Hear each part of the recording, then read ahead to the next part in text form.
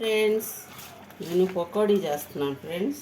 దీంట్లో ఆనియన్స్, పచ్చిమిర్చి, కరివేపాకు, ఉప్పు వేసాను ఫ్రెండ్స్. దీంట్లో కొంచెం శనగపిండి,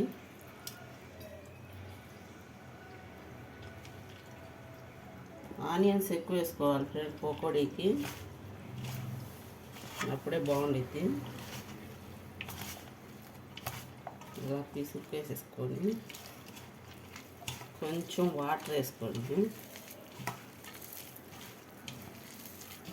ఇలా కలిపేసేసుకొని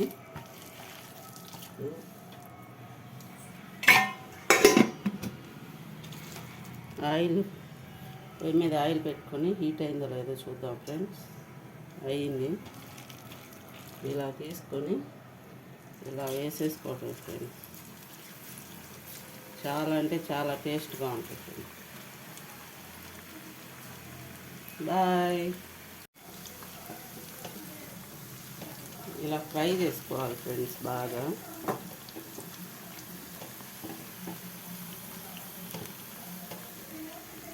మినిట్స్కి 5 మినిట్స్కి అయిపోయింది ఫ్రెండ్స్. ఇప్పుడు ఇవి అయిపోయినాయి ఫ్రెండ్స్. ఈ ప్లేట్లో తీసుకున్నాం.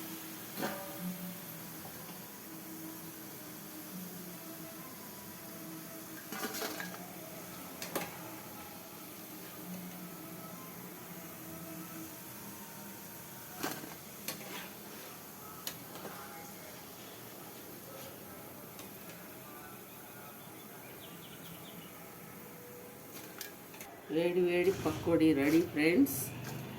టేస్ట్ చేసి చెప్తే ఎలా ఉన్నాయి కాల్తని.